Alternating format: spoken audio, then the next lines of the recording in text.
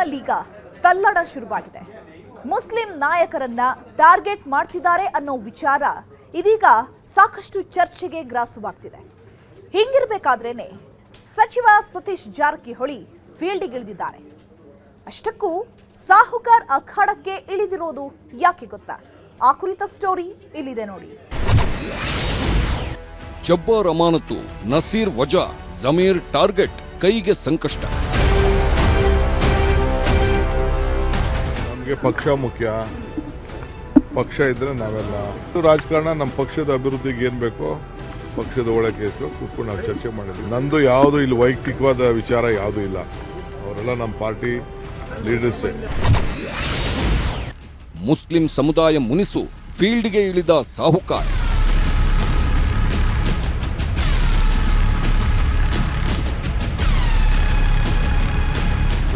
ಜಬ್ಬಾರ್ ಅವರ ಅಮಾನತು, ಅದ್ರ ಬಗ್ಗೆ ಚರ್ಚೆ ಆಗಿದೆ. ಅದೇ ನಾವು ಹೇಳಿದ್ವಿ, ನಾವು ಅವ್ರು ತಗೊಳ್ಳೇಬೇಕು, ವಾಪಸ್ ತಗೊಳ್ಳಿ, ಅವ್ರಿಗೆ ನೋಟಿಸ್ ಕೊಡೋಣ, ರಿಪ್ಲೈ ಬರಲಿ. ಸತೀಶ್ ಡಿಕೆಶಿ ಭೇಟಿ, ಹೆಣೆದ ರಣತಂತ್ರ ಎಂಥದ್ದು?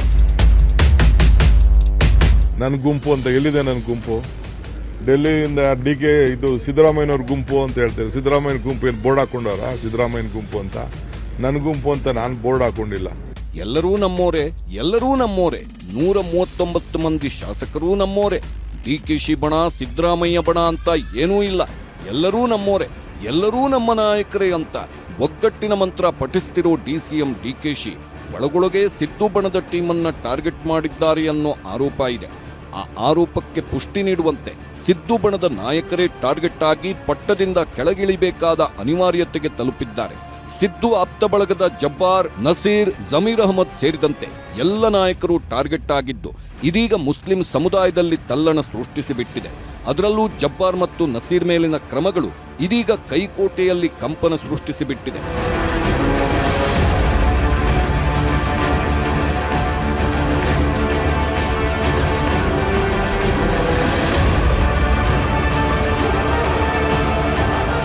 ಮುಸ್ಲಿಂ ನಾಯಕರನ್ನ ಟಾರ್ಗೆಟ್ ಮಾಡಲಾಗ್ತಿದೆ ಅನ್ನೋ ಸಂದೇಶ ಪಕ್ಷಕ್ಕೆ ಡ್ಯಾಮೇಜ್ ಆಗೋ ಸಾಧ್ಯತೆ ಇದೆ. ಹಿಂಗಾಗಿ ಸಚಿವ ಸತೀಶ್ ಜಾರಕಿಹೊಳಿನೇ ಅಖಾಡಕ್ಕಿಳಿದಿದ್ರು. ತಾವೇ ಖುದ್ದು ಫೀಲ್ಡ್ಗಿಳಿದು ಎಲ್ಲವನ್ನ ಸರಿ ಮಾಡೋ ಪ್ರಯತ್ನ ಮಾಡಿದ್ರು.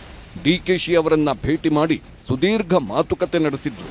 ಜಬ್ಬಾರ್ ಅವರ ಅಮಾನತು ವಾಪಸ್ ಪಡಿಬೇಕು, ಆ ಮೂಲಕ ಡ್ಯಾಮೇಜ್ ಕಂಟ್ರೋಲ್ ಮಾಡಬೇಕು ಅಂತ ಅಧ್ಯಕ್ಷರಿಗೆ ವಿವರಿಸಿದ್ರು. ವಿಶೇಷವಾಗಿ ಜಬ್ಬಾರ್ ಅವರ ಅಮಾನತು,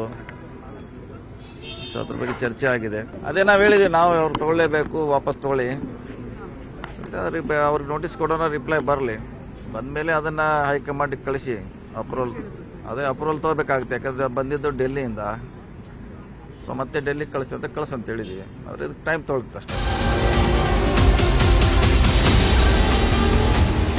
ಎಸ್, ದಾವಣಗೆರೆ ಬೈ ಎಲೆಕ್ಷನ್ನಲ್ಲಿ ಪಕ್ಷದ ಅಧಿಕೃತ ಅಭ್ಯರ್ಥಿಯನ್ನ ಬಿಟ್ಟು ಬೇರೆಯವರಿಗೆ ಸಪೋರ್ಟ್ ಮಾಡಲಾಗಿದೆ ಅನ್ನೋ ಆರೋಪ ಹಲವು ನಾಯಕರಿಗೆ ಕಂಟಕವಾಗಿ ಪರಿಣಮಿಸಿದೆ. ಅದೇ ವಿಚಾರವಾಗಿ ಅಬ್ದುಲ್ ಜಬ್ಬಾರ್ ಅವರನ್ನ ಪಕ್ಷದ ಪ್ರಾಥಮಿಕ ಸದಸ್ಯತ್ವದಿಂದ ಅಮಾನತು ಮಾಡಲಾಗಿದೆ. ನಸೀರ್ ಅಹಮದ್ ಅವರನ್ನ ಸಿಎಂ ರಾಜಕೀಯ ಕಾರ್ಯದರ್ಶಿ ಹುದ್ದೆಯಿಂದ ವಜಾ ಮಾಡಲಾಗಿದೆ.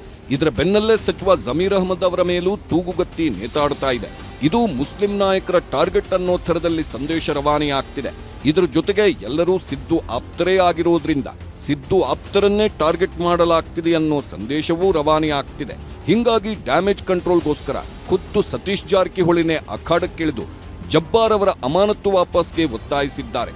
ಇದೇ ಸಂದರ್ಭದಲ್ಲಿ ಮಾತಾಡಿದ್ದ ಡಿಕೆ ಶಿವಕುಮಾರ್, ವ್ಯಕ್ತಿಗಿಂತ ಪಕ್ಷ ಮುಖ್ಯ, ಪಕ್ಷದಲ್ಲಿ ಶಿಸ್ತು ಮುಖ್ಯ ಅಂದಿದ್ರು.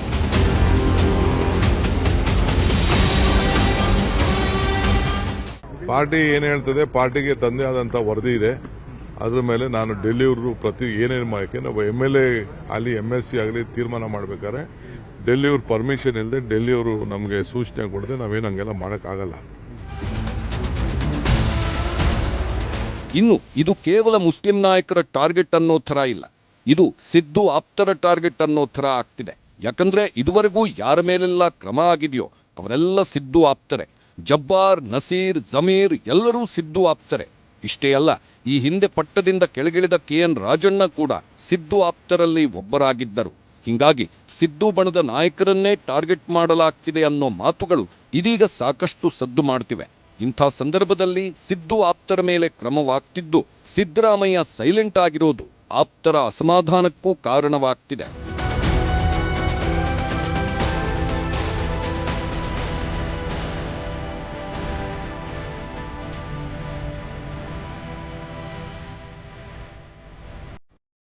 ಶಿವಮೊಗ್ಗ ಎಲೆಕ್ಷನ್ಗೆ ಹೋಗಿ ಅವರು ರಾಘವೇಂದ್ರನಿಗೆ ಮತ ಹಾಕಿದ್ದೆ ಭಾಷಣ ಮಾಡ್ಬಿಟ್ರು. ಅವಾಗ ಏನು ಕ್ರಮನೇ ಆಗ್ಲಿಲ್ಲ. Is it not amounts to indiscipline. ಮತ್ತೆ ಅವಾಗ ಇವರೇ ಎಲ್ಲ ಇದ್ರಲ್ಲ, ಏನ್ ಮಾಡ್ತಿದ್ರು ಇವರೆಲ್ಲ? ಅವ್ರಿಗೆ ಅಟ್ಲೀಸ್ಟ್ ಒಂದು ಹೇಳೋವರೆಗೂ ಮುಗಿಸ್ಬಿಟ್ರಿ. ಮೌಖಿಕವಾಗಾದ್ರೂ ಕೂಡ ಅವ್ರಿಗೊಂದು ಎಚ್ಚರಿಕೆ ಕೊಡ್ಬೇಕಾದ್ರೆ ಏನೋ ಕೊಟ್ಟಿದ್ರ? ಸಿದ್ದು ಮೌನದ ಬಗ್ಗೆ ಆಪ್ತರ ಅಸಮಾಧಾನ.